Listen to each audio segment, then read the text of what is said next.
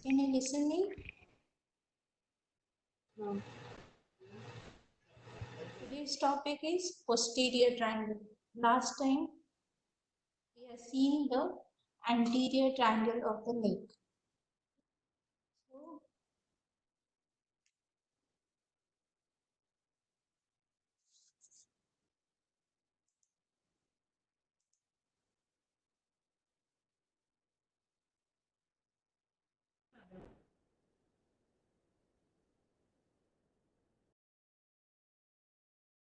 So here you can see in this figure, this is the sternocleidomastoid muscle. Front of the sternocleidomastoid. Last time we have learned the anterior triangle, the boundaries of the anterior triangle, and different divisions and its content. Today we'll deal with the posterior triangle. So this is the posterior triangle which is placed just behind the sternocleidomastoid muscle. So this is the triangular space or depression which is present just behind the sternocleidomastoid muscle. So it has different boundaries like the anterior triangle. So what are these boundaries? The boundaries are anteriorly the posterior border of the sternocleidomastoid muscle.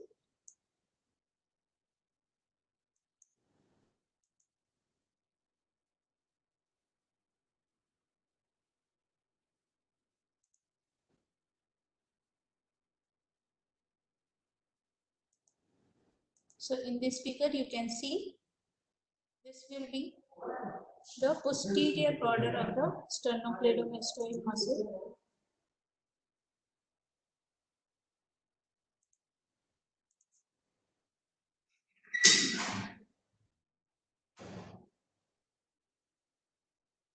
Posteriorly, the anterior border of the trapezius, and the base is formed by the middle third of the clavicle. So you can see the base is formed by the middle third of the clavicle. The apex of this triangle, here you can see this is the apex where the two muscles join together over the superior nuchal line. So this is the sternocleidomastoid and the trapezius. So boundaries of this triangle, the posterior triangle, is formed by the sternocleidomastoid muscle anteriorly, that is the posterior border of sternocleidomastoid muscle. Posteriorly, the anterior border of the trapezius muscle. Base is formed by the middle third of the clavicle, and apex is formed by the joining of these two muscles, that is sternocleidomastoid and trapezius over the superior nuchal line. So these are the boundaries of the posterior triangle. Then the roof of this triangle. So every triangle, you know the boundaries. There are roof, there is floor and the content. So roof of this triangle is formed by the investing layer of the deep cervical fascia. So this investing layer of the deep cervical fascia, which extend from the sternocleidomastoid anteriorly to the trapezius muscle posteriorly. And the superficial fascia over the roof contain the platysma. Here you can see it contains the platysma, the external jugular vein, and the cutaneous nerves, the four cutaneous nerves. So, superficial fascia which contain the platysma, external jugular vein, the cutaneous nerves and vessels. So, what are the cutaneous nerves which are present in the roof of the triangle? So, there are four cutaneous nerves which are the branches of the cervical plexus. Long back we have studied superior extremity, the brachial plexus. So here you can see the 4 cutaneous branches of cervical plexus. We'll see one by one. The lesser occipital nerve. Here you can see this is the lesser occipital nerve, which is emerges just posterior border of the sternocleidomastoid muscle. It runs upward and it will supply the posterior surface of the pinna as well as the posterior part of the scalp region. Then the second nerve, that is the transverse cervical nerve, which is again emerged from the posterior border of the sternocleidomastoid muscle. It runs transversely along over the sternocleidomastoid muscle and it will supply the neck region, skin of the neck. Okay. The third nerve, this is the great auricular nerve. Great auricular nerve, which is the largest cutaneous nerve. It runs upward over the parotid region. Long back in the parotid gland, we have studied the Freiss syndrome, where you can see this nerve which supplies the skin over the parotid gland. It is connected with the great auricular nerve, which connected with the fibers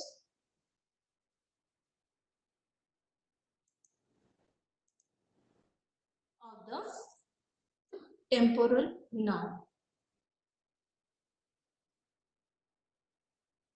Lastly, the supraclavicular nerve. That is, this is the supraclavicular nerve which emerges over the posterior border of the sternocleidomastoid, runs downward. It gives 3 branches. It divides into 3 branches. That is supraclavicular, that is lateral supraclavicular, middle supraclavicular, and medial supraclavicular. So medial supraclavicular nerve, which again supply the skin over the manubrium. Middle supraclavicular nerve, which sometimes pierces the clavicle, long black. Again we have studied. This is one of the peculiarity of the clavicle, that it pierces the clavicle. Sometimes it pierces the clavicle by the middle supraclavicular nerves. And it will supply the skin and first intercostal space up to the second rib. Then lateral supraclavicular nerve. This branch will supply the skin over the upper part of the deltoid. So these are the nerves which are present in the roof. I again repeat all the 4 nerves. One is the lesser occipital nerve, which runs along the posterior border of the sternocleidomastoid muscle, which will supply the posterior surface of the pinna and the scalp. The second nerve, that is the great auricular nerve, which runs upward, ascend upward over the sternocleidomastoid and supply the skin over the parotid gland. It is in relation with the auriculotemporal nerve that long back we have studied. Its relation with the auriculotemporal nerve, that is Freiss syndrome. Then it supplies the skin over the parotid and the pinna. Then transverse cervical nerve. It is again emerges from the posterior border of the sternocleidomastoid muscle. It runs over the sternocleidomastoid muscle and it supplies the neck region. Lastly, the supraclavicular nerves, which descend in the triangle and it is divided into three branches, that is lateral branch, middle branch, that is also called as intermediate branch, and medial branch. Medial branch we supply the manubrium region, the skin over the manubrium, or lateral supraclavicular nerves we supply the skin over the deltoid, upper part of the deltoid, and the middle supraclavicular nerve which supply the skin over the first intercostal space up to the second rib. And sometimes this nerve pierces the clavicle. That is one of the peculiarity. And floor of this triangle. The floor of the posterior triangle is covered by the prevertebral fascia. It is covered by the prevertebral fascia. Before covering this prevertebral fascia, there are muscles which are present in the floor. So there are four muscles which are present and which are forming the floor of the posterior triangle, and which muscles which are covered by the prevertebral layer of the deep cervical fascia. So what are these muscles? Here in this figure you can see this is the sternocleidomastoid, this is the trapezius posteriorly, this is clavicle. So this is the posterior triangle, and these are the muscles present in the floor which are forming the floor of the posterior triangle.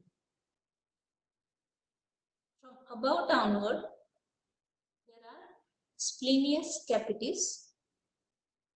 All the muscles which are attached to the skull, they are called as capitis. Mostly they are called as capitis. The splenius capitis, levator scapulae, scalenus medius, and lastly, just below the sternocleidomastoid, we will see the scalenus anterior. Some fibers of the scalenus anterior. Sometimes there semispinalis capitis, which also take part in the formation of the floor of the posterior triangle. So here you can see more superiorly towards the apex some fibers of the semispinalis capitis. After that, splenius capitis, here you can see the horizontal running fibers.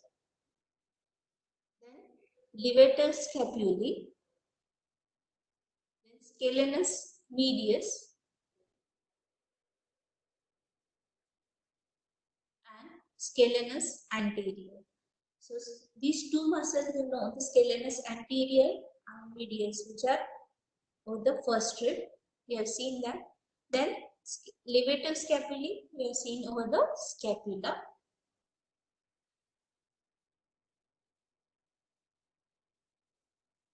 So these are the muscles which forms the floor of the posterior triangle.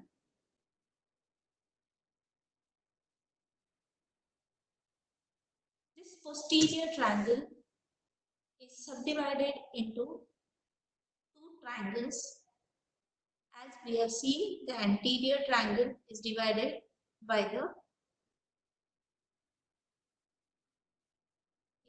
anterior belly of digastric, posterior belly of digastric, and superior belly of omohyoid. Like that, the posterior triangle, which is divided by inferior belly of omohyoid. So here you can see, this is the inferior belly of omohyoid, which divides this posterior triangle into two triangles, upper larger occipital triangle and lower supraclavicular triangle. It is also called as subclavian triangle. The occipital triangle is called because the occipital artery is present at the apex of this triangle. And this is the supraclavicular or subclavian triangle. Supraclavicular because it is above the clavicle, And subclavian triangle, it is called as subclavian triangle because the subclavian vessels are the main content of this triangle. So I'll revise all the boundaries first. Okay, then we'll go to contain. See, anteriorly, the posterior border of the sternocleidomastoid. Posteriorly, the anterior border of the trapezius, and base of this triangle is formed by the middle third of the clavicle. Apex of the triangle, it is formed by the joining of these two muscles, that is sternocleidomastoid and trapezius over the superior nuchal line. Roof of this triangle is formed by the investing layer of the deep cervical fascia.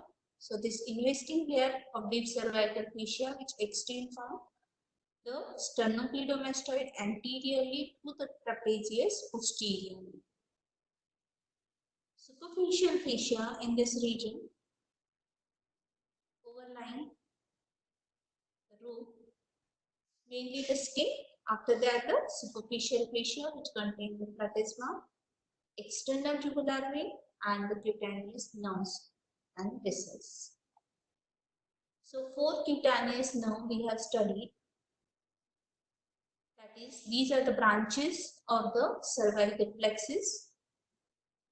In this figure, you can see branches of the cervical plexus. They are mainly related to the upper part of the posterior border of the sternocleidomastoid muscle, where you can see the transverse cervical nerve, greater auricular nerve, lesser occipital nerve, and supraclavicular nerve. The floor of this triangle is formed by the muscles which is covered by the prevertebral layer of the deep cervical fascia. Prevertebral layer of the deep cervical fascia. So in this figure you can see all the muscles, that is from above downward. Some fibers, sometimes there will be the semispinalis capitis, then splenius capitis, then levator scapulae, then scalenus medius, and lastly below the sternocleidomastoid you will see the fibers of the scalenus anterior. So this is the posterior triangle, that is the boundaries, the floor and the roof. And divisions we have seen, it is divided into two triangles, the upper larger occipital triangle and lower smaller supraclavicular triangle or subclavian triangle. So we'll see for this triangle. First we'll see the occipital triangle. So what are the boundaries of the occipital triangle? You know, this is the occipital triangle. This is the inferior belly of omohyoid. So anteriorly you will see the posterior border of sternocleidomastoid. Posteriorly you will see the anterior border of the trapezius. Inferiorly you will see the inferior belly of the omohyoid. Apex again formed by the joining of its two muscles. So what are the content of this occipital triangle? This is again a schematic diagram showing the posterior triangle, its division and the content. So here you can see the posterior triangle. This is the inferior belly of omohyoid and these are the content that we will see one by one. Occipital triangle. Main content of the occipital triangle is the spinal root of accessory nerve. That is the 11th cranial nerve. So here you can see this is the spinal root of accessory nerve which runs from the middle of the just below the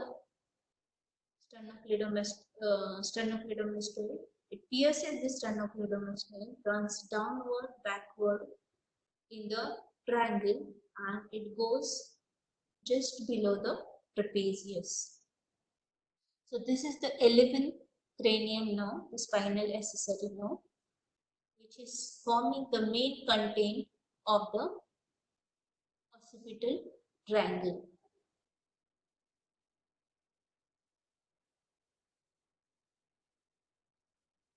Then third and fourth cervical nerve, we supplying branches to the levator scapulae and trapezius muscle. You know the levator scapulae is supplied by the dorsal scapular nerve as well as the third and fourth cervical nerve, the proprioceptive fibers. Again, the trapezius is also supplied by the third and fourth cervical nerve, that is proprioceptive fibers. These also just run below this spinal accessory nerve. In this figure, you cannot appreciate. So third and fourth cervical nerve supplying branches to the levator scapulae and trapezius muscle. Then dorsal scapular nerve. Long back we have studied this nerve in the superior extremity, where you can see this is dorsal scapular nerve or nerve to rhomboides. So it will supply again the levator scapulae and the rhomboides muscle. Here you can see in this figure. Here you can see this is the dorsal scapular nerve, which will supply the levator scapulae. Also, it will supply the rhomboides muscle, which is one of the content of the occipital triangle. The four cutaneous nerve of the cervical plexus. Just we have seen the nerves which are forming roof, which are the content of the occipital triangle. Then they pierces the deep cervical fascia and they comes in the roof of the posterior triangle. So all this nerve you know, that is transverse cervical nerve. Here you can see this is the transverse cervical nerve, great auricular nerve, this is lesser occipital nerve, and supraclavicular nerve, which is divided into 3 branches. Then superficial transverse cervical artery. So you can see here the superficial transverse cervical artery and the occipital artery. Here at the apex of the triangle you can see the occipital artery and superior. Here you can see the superficial branch of the transverse cervical artery. Superficial branch of the transverse cervical artery. All these arteries we have seen long back in the scapular anastomosis.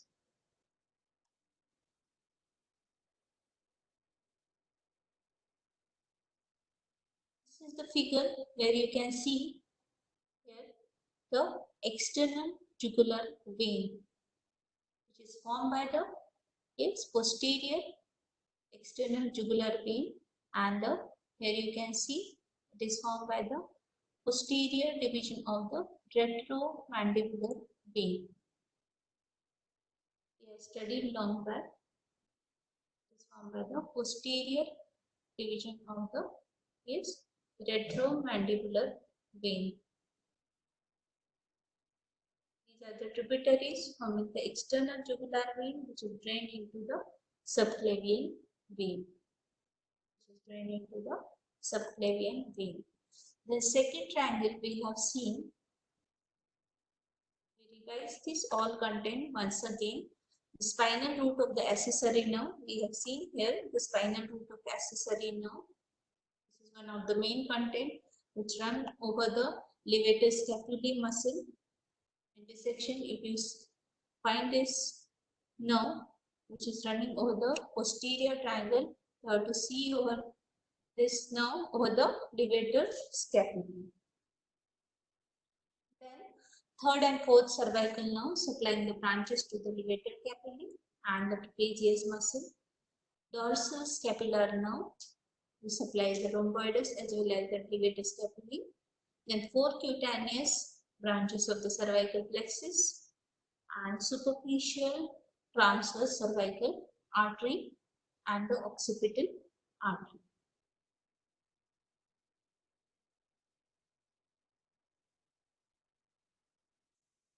Then supraclavicular triangle. So here you see the supraclavicular triangle, this area.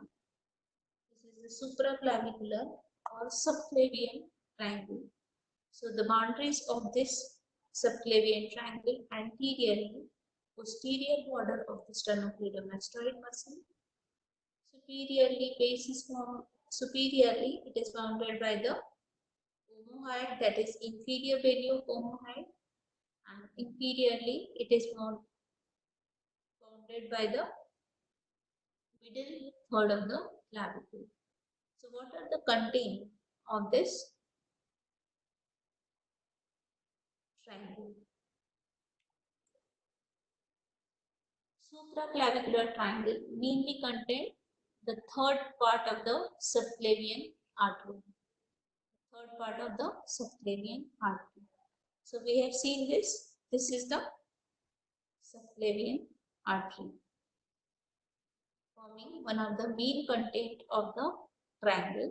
Then the subclavian vein, if you can see the subclavian vein and the nerve plexus. So what are these nerve plexus? These are the trunks of the brachial plexus. So we can see the terminal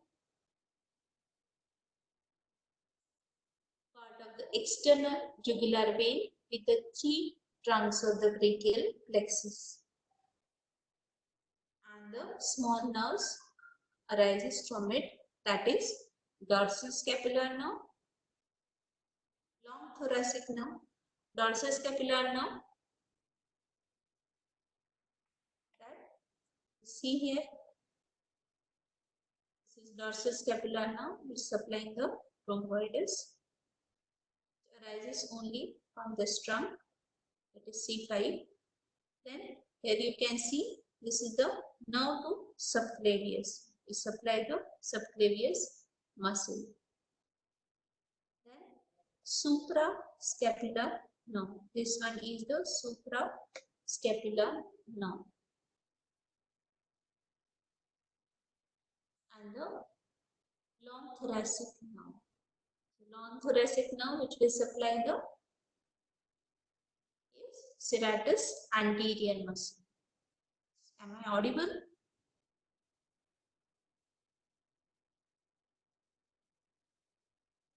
Yes. Am I audible to you? Yes, ma'am. Yes. So these are the branches from the trunk of the brachial plexus.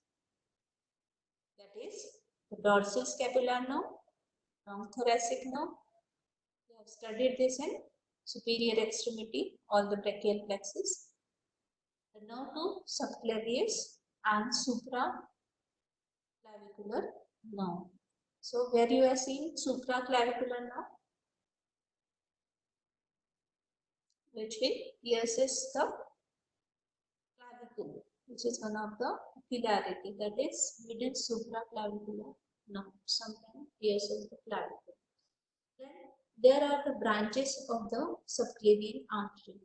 The branches are transverse cervical, suprascapular artery and dorsal scapular arteries.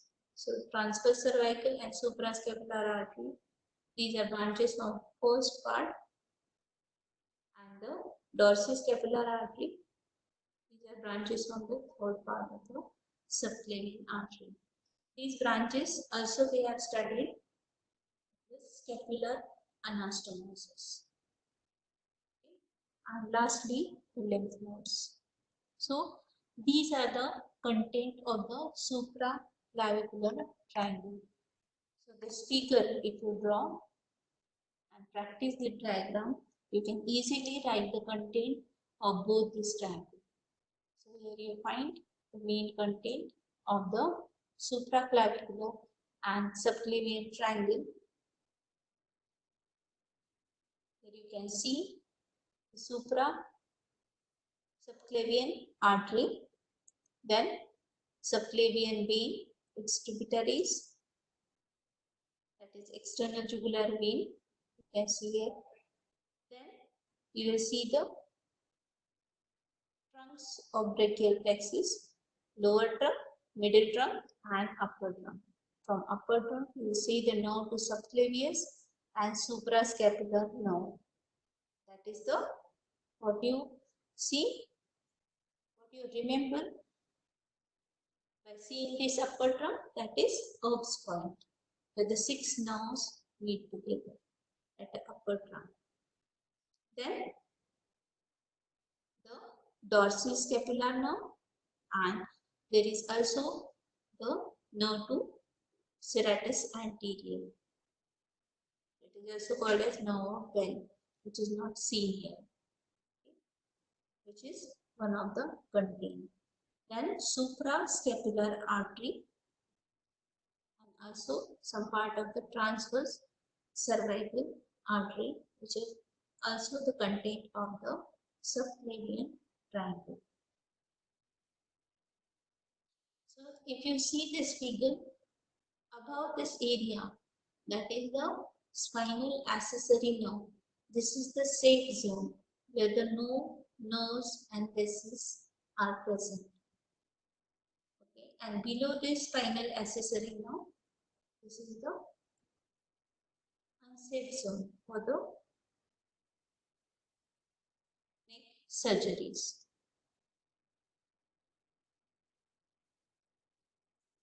So these are the content of the occipital triangle and the supraclavicular triangle. Various lymph nodes, they are also present in occipital triangle as well as the supraclavicular triangle. Mainly in supraclavicular triangle, the supraclavicular group of lymph nodes, which are also the main content of the supraclavicular triangle. The subclavian artery, we have seen it enters behind the scalenus anterior muscle for the first rib.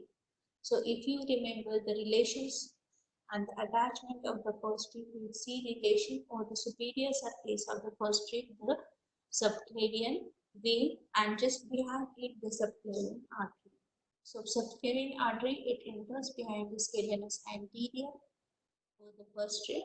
Subclavian vein, it enters in front of the scalenus anterior for the first rib. Then we see the external terminal part of the external jugular vein in the triangle. That it pierces the facial roof of the posterior triangle about 2.5 cm above the clavicle, and it terminates into the subclavian vein.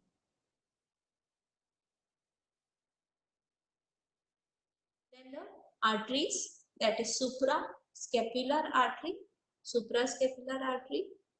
which we have studied during the scapula. There is suprascapular notch or the superior border of the scapula, and which will forming the foramen by a ligament. So the suprascapular artery which passes through that notch. It is also a branch of the thyrocervical trunk, and it takes part in the formation of the scapular anastomosis. It enters laterally and backward behind the clavicle to enter into the upper border of the scapula. Then dorsal scapular artery, it originates from the third part of the subclavian artery. And lastly, the occipital artery. Occipital artery, again we have studied this in the last lecture, that is, it is one of the branch from the external carotid artery.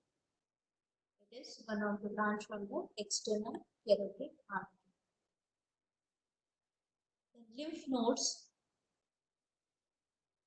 So there are deep cervical group of lymph nodes which are present in the posterior triangle, posterior border of the sternocleidomastoid, along the spinal accessory nerve, posterior border of the sternocleidomastoid. There are the chain of lymph nodes which are present on the posterior border of the sternocleidomastoid. Again, along the spinal accessory nerve. Along the spinal accessory nerve, again there will be a chain of lymph node which is present along the spinal accessory nerve. There are few lymph nodes which are present in the apical region of the triangle, which are also called as occipital group of lymph nodes. And a group of lymph nodes which are present over the supraclavicular part, it is called as the supraclavicular group of lymph node. Long back we have studied this group of lymph node, that is called as Virchow's group of lymph node during the mammary gland. So in the mammary gland we have studied in the carcinomas or malignancies of the mammary gland, there will be enlargement of the supraclavicular group of lymph node.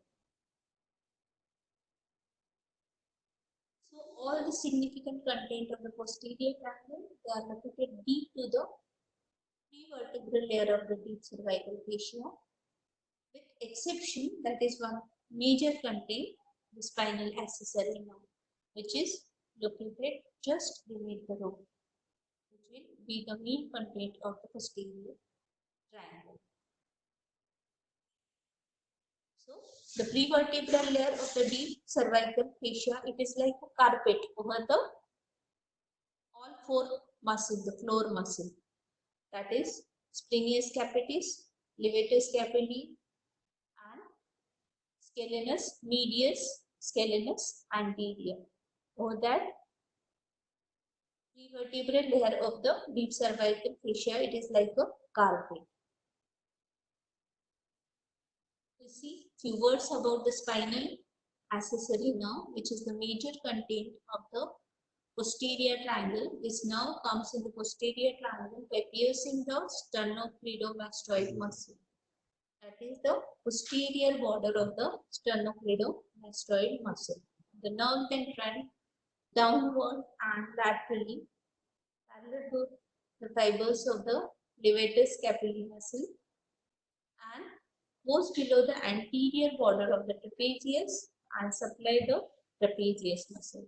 So in this figure you can see the spinal accessory nerve which is running over the levator scapulae muscle. It pierces the sternocleidomastoid muscle and it goes downward laterally and it disappears just below the trapezius muscle. So this is the one of the main content of the posterior triangle. We see now applied at the clinical anatomy. That is the point. This point we have seen where the four cutaneous nerve, these are just present just posterior border of the sternocleidomastoid. Also there will be the spinal accessory nerve.